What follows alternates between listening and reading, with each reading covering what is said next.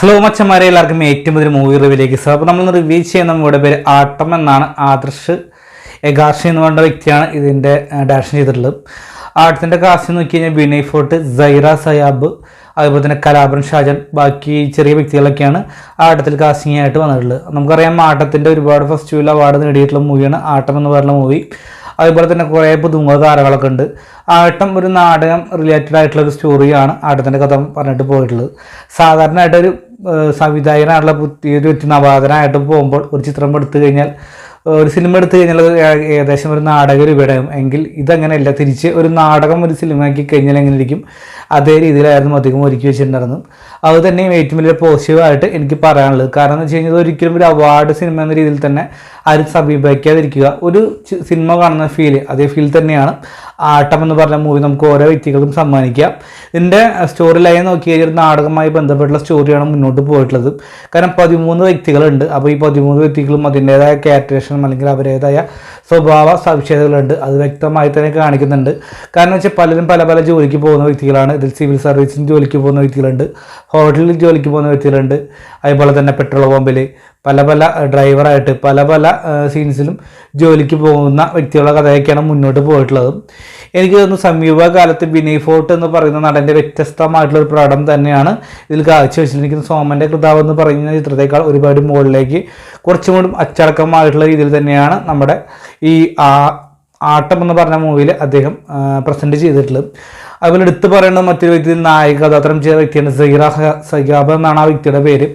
അപ്പോൾ ആ കഥാപാത്രമായിട്ട് അവർ ചെയ്യുമ്പോൾ അവർ മുന്നേ ത്രിശങ്ക് എന്ന് പറഞ്ഞ മൂവിയിൽ നമ്മുടെ അർജുന അശോകനെ നീറ്റിയായി ചെയ്തൊരു കഥാപാത്രമാണ് ആ പെൺകുട്ടി. പക്ഷെ ഇതിലും അതിവ്യക്തമായിട്ട് തന്നെ നല്ല രീതിയിൽ തന്നെ നീറ്റായിട്ട് തന്നെ ചെയ്തിട്ടുണ്ട്. കാരണം ഇതിൽ പറഞ്ഞ പോലെ തന്നെ ഈ 13 പേർക്കും കൂടി ഒരു പെൺകഥാപാത്രം മാത്രമായിട്ടുള്ള ചിത്രത്തിൽ. അപ്പോൾ അവരുടെ കഥ മുന്നോട്ട് പോയി കൊണ്ടിരിക്കുന്നത്. അപ്പോൾ അത് വ്യക്തമായി തന്നെ എങ്ങനെയാണ് പ്രസൻറ്റ് ചെയ്യുന്നത്, അല്ലെങ്കിൽ ദേഷ്യപ്പെടുന്ന സമയത്ത് ദേഷ്യപ്പെടണം, ഇമോഷണലാണ സമയത്ത് ഇമോഷണലാണ്, എല്ലാ രീതിയിലും നല്ല രീതിയിൽ തന്നെ കണ്ടു ചെയ്യാൻ സാധിച്ചിട്ടുണ്ട് ആ ഇതിൽ നായക കഥാപാത്രത്തിന്. അപ്പോൾ എടുത്ത് പറയേണ്ട ഓരോരോ വ്യക്തികളും, അതായത് ഇതിൽ ഏകദേശം 13 കഥാപാത്രം മാത്രമേ ഉള്ളൂ. ഇതിൽ നമ്മൾ മുന്നേ പറഞ്ഞ പോലെ തന്നെ ഒരു നാടകത്തിനിടയിലേക്ക് അല്ലെങ്കിൽ ഒരു നാടകക്കാരുടെ കഥയാണ് മുന്നോട്ട് പോയിട്ടുള്ളത്. അതായത് ഈ തെരുവ് നാടകം പോലെ തന്നെ നാടകം പ്രസൻറ്റ് ചെയ്യുന്ന കുറച്ച് കഥാപാത്രങ്ങളുണ്ട്. അപ്പോൾ അവരുടെ ലൈഫിൽ ഒരു ഇൻസിഡൻറ്റ് സംഭവിക്കുന്നു അതിലൊരു വ്യക്തിക്ക്. പിന്നീട് നടക്കുന്ന കാര്യങ്ങളൊക്കെ മുന്നോട്ട് പോകാൻ അത് അല്ലെങ്കിൽ തുടക്കം മുതൽ ഒടുക്കം വരെയും ഇൻട്രസ്റ്റിംഗ് ആയിട്ട് കൊണ്ടുപോകാൻ ശ്രമിച്ചിട്ടുണ്ട്. അത് തന്നെ മികച്ചൊരു കഴിവായിട്ട് എനിക്ക് തോന്നിയിട്ടില്ല. കാരണം എഡിറ്റിംഗ് വർക്കാണെങ്കിലും പശ്ചാത്തലമാണെങ്കിലും ബാക്കി എല്ലാ കാര്യങ്ങളും ഓക്കെ തന്നെയാണ്. കാരണം ഒരു പാട്ട് പോലും ചിത്രത്തിൽ തന്നെ ഏറ്റവും വലിയ പോസിറ്റീവായി എനിക്ക് പറയാൻ സാധിക്കുന്നത്. കാരണം ഏകദേശം 2 മണിക്കൂറാണ് ചിത്രമുണ്ടെങ്കിൽ പോലും അവരൊട്ടും ബോറടിപ്പിക്കാതെ എന്താണ് നമുക്ക് ആവശ്യം അല്ലെങ്കിൽ കാണുന്ന പ്രേക്ഷകന് വളരെ വ്യക്തമായി തന്നെ പറയാൻ ശ്രമിച്ചിട്ടുണ്ട്. അത് തന്നെയാണ് ഇത് ഡയറക്ടർക്കുള്ള മികച്ചൊരു കഴിവായിട്ട് എനിക്ക് ഒറ്റ ഒരു പോയിന്റായിട്ട് എനിക്ക് പറയാനുള്ളത്. കാരണം നേരത്തെ പറഞ്ഞപ്പോൾ ഈ നാടകങ്ങൾക്ക് പല പല സ്വഭാവങ്ങളുണ്ട് പല വ്യക്തികൾക്കും. അത് എടുത്തു കാണിച്ചിട്ടുണ്ട്. കാരണം ഒരു ആട്ടം എന്ന് പറഞ്ഞ പ്ലേ അല്ലെങ്കിൽ ഒരു കളി, അതാണ് ഉദ്ദേശിച്ചിട്ടുള്ളത്. അപ്പോൾ ഈ ഒരു ആട്ടമാണ് കാരണം ഈ ആട്ടം എന്ന് പറയുമ്പോൾ പലർക്കും ഒരു നേട്ടമായി കൊണ്ടുള്ള ഒരു ആട്ടം തന്നെയാണ് അത് ഒരുക്കി വെച്ചത്. കാരണം അങ്ങനെ ഇൻസിഡൻറ്റ് സംഭവിക്കുമ്പോൾ ഒരു വ്യക്തി അതിലേക്ക് വേറൊരു കാര്യം എടുത്തിടുന്നുണ്ട്.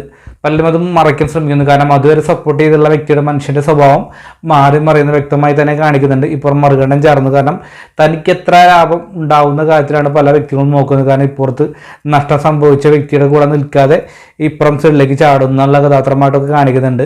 അതായത് മനുഷ്യൻ്റെ സ്വഭാവ സവിശേഷതകൾ, അതായത് ഈ 13 വ്യക്തികളെ വ്യക്തമായി തന്നെ സ്വഭാവ സവിശേഷത എടുത്ത് കാണിക്കുന്നുണ്ട്. അതാണ് ആട്ടം എന്ന് പറഞ്ഞിട്ടുള്ളത്. കാരണം പല പല മനുഷ്യൻ്റെ ജീവിത സാഹചര്യത്തിൽ സംഭവിച്ചിരിക്കുന്ന മനുഷ്യൻ്റെ ഒരു പകർന്നാട്ടം എന്ന് പറഞ്ഞ രീതിയിൽ തന്നെയാണ് മുന്നോട്ട് പോയിട്ടുള്ളത്.